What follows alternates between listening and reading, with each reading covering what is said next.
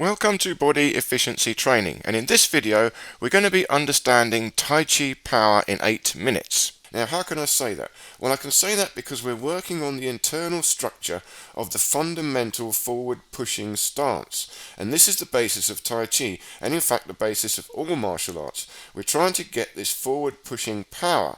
Now, the thing is, we can't just do it. You can't just copy this and try to do it. The problem is we have to get absolute minute adjustments correct. The bones have got to be in just the right place, and it's such a minute thing, it could be a matter of millimeters or centimeters. And if you get the alignment just right, you can feel a massive amount of power passing through your body with very little effort. Now, this is physics, this is geometry. It's not an esoteric thing. We can all do this. It's body dynamics. The thing is, we have to feel inside our body to get these positions right, and we build that up slowly and carefully. And this is why Tai Chi takes many years, and traditional martial arts many years. But the thing is, now, here and now, in these few minutes, we're working on the internal structure, and this is key. It's not the external structure, not what it looks like, but what's going on inside, and we have to feel this. You see, we have to get the hips in the right position, we've got to get the spine in the nice S-curve, we get the shoulders up and back, and we've got to push with a vertical spine. Now, this is not quite the strongest push. You can get a stronger one if you lean forward, and there are different positions we're going to work on. But this is the best one because it has a vertical spine, and the vertical spine is most efficient. It also allows you to pivot. So we do this one first and foremost. And if you can get this one, the others are not a far stretch to get. So how do we do this? Well, first of all, we've got to get the S-curve of the spine. The pelvis is tilted slightly backwards, so we're not tucking the pelvis under, we're tensing the glutes, we're driving the hips forward, but we're trying to maintain the natural S-curve of the spine. That means we need a little lumbar arch. There should be an arch in the lumbar spine. And the rib cage has got to be lifted up and back, the shoulders up and back, so I'm not driving the shoulders all the way forward, I'm holding them up and back and locking them into the correct position. Now, the thing is, here you've got a lumbar arch, so if you start pushing, the lumbar spine will collapse and you'll bend back at that point. So to counteract that, you've got to pull in the TA muscle, the belly. You've got to pull in the stomach towards the spine, and you've got to pull in the obliques. So the front has got to be very tight. Now, the back foot is out at a slightly at an angle, the back knee is bent, and you're pushing the back heel into the ground. That's going to the back hip, and you're trying to twist the back hip forward. So the back hip is open a bit, but you're pushing into the ground and trying to squeeze the glutes and drive that hip forward into the front hip. And the front hip, you're also sinking your weight into it. Your body weight goes down into the front hip with a vertical spine over the front hip. So it's like you're sitting on a chair. And then you've got to lock out the spine in the correct S-curve, hold the rib cage up slightly so the sternum is tilted slightly up. The rib cage is open, but remember the front is pulled in so tight it counteracts that expansion of the ribs, and it also counteracts the backwards arch. So it's not so much about pushing as trying to find the correct alignment in pushing. And that's what this whole body efficiency training is all about. So now you can see it here, we're doing partner against partner. We're both trying to find the structure. And the better the structure is, the more power you have and the less effort. Remember, there's two things going on here. We're building up quite a strong force. It's hard to see, but that's not the important bit. The important bit is the less and less effort bit. We want this to be easy and effortless. You've got to feel the force through your whole structure. So it comes from the back foot. You're pushing the toes into the ground, the ball of the foot into the ground. You're twisting the hip forward, the back hip, driving that into the front hip. You're squeezing the belly, pulling the belly in tight, twisting the obliques, so there's a slight twist through your spine. You're trying to twist the back shoulder to the front to square up the shoulders, but you're not projecting your shoulders. The elbows are bent, pulled in towards each other. The wrists are flexed back and the fingers are flexed back, so there's a tension down your arms. Now, this is another way of practicing it. So one of us is a dead weight, so I'm the dead weight now. But actually, I'm still practicing structure. You've got to lock out your structure or this won't work. So I'm squeezing the glutes, locking the legs, pulling the belly in, holding the rib cage tight, locking the arms. So I'm a dead weight and he can just lever me backward and forwards. So he's trying to create the push from his structure. And it's very important we both feel this force. You see, he can feel the push through his structure and I can feel it through mine. So he's catching hold of me so he doesn't push me too far.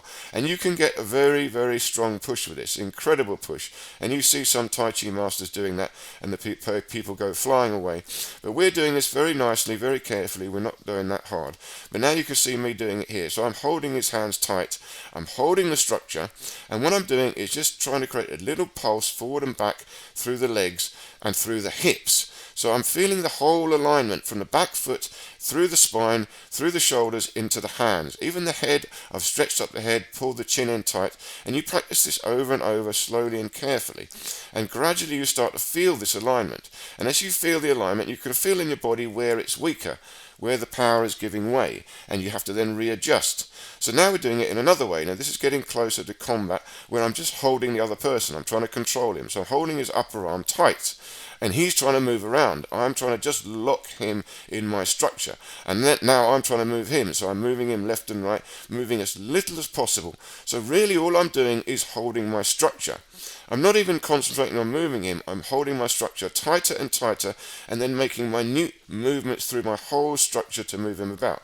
And he's trying to stay rigid and stay still. But as you can see, he's got a hard time. But we're still doing this nice and gentle, nice and easy. But remember, the idea of this is great power with little effort. So there's two parts to this. You want to feel your strength getting stronger, but it's also got to get easier. If you're working harder, it's not quite right. You've got to be working less. See, I sink my weight into the front hip. He's trying to move me now. I've dropped the back hip, trying to drive it forward. I'm pulling the stomach in, tightening the obliques, lifting the shoulders up and back. Now there you see I let go of my spine for a moment, so he bended back, but I've got to pull back by pulling in the stomach, pulling the obliques, and gripping with the glutes, sinking my weight down and pulling in from the core. See, the whole movement and the whole structure comes from the spine. The whole spine has got to be tight, strong, and we hold that from all the muscles in the abdomen. The TA muscle gets pulled in, the obliques get pulled in, the rib cage is expanded and expanded at the back also. You're breathing deeply into the back of the ribs, so you should feel an expansion in the back of the ribs. And now this is how you practice it in the without anything. You're just holding the structure, pushing. But remember, shoulders up and back, elbows slightly bent, pulled in, twisted in towards each other, wrist flexed back, and a vertical spine, sinking the weight into the front hip. So you're sinking your weight forward into the front hip, driving with the back foot into the ground. There's a slight bend in the back knee, so it's a dynamic stance. You do it here with the elbows up to really feel the stretch in the spine first. Then you try and hold that stretch in the spine and extend your arms without extending your shoulders. So you're essentially locking up a structure. And it's not about doing the thing with the structure, it's about locking up the structure evenly, all around. Every joint is locking up in every direction. And you're gripping the floor and pushing one foot against the other foot. And now this is how you can all practice this by yourself. You can start actually pushing an immovable object. So this is called pushing the mountain, and here you're actually pushing a mountain. So you're trying to increase the push, but as you increase the push, you'll feel carefully in your body where the push is giving way. Mostly it's the lumbar spine. You can feel your lumbar spine collapsing, so that means you've got to grip your glutes tighter, drive your hips tighter, but don't tuck them under. You've got to pull the belly in to counteract that. You grip the whole waistline. You're trying to maintain the natural S-curve of the spine, not change it. And you're trying to hold that S-curve under dynamic tension. And then you're trying to drop your body weight into the front leg, lock out the arms so the whole upper body has to move as you drop your body weight in. It moves in because you're locked up. You're locked up in the correct structure.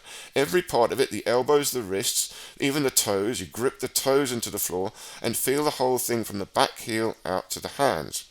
Okay, I hope you found this useful and enjoyed this little video. Look forward to seeing you in the next one.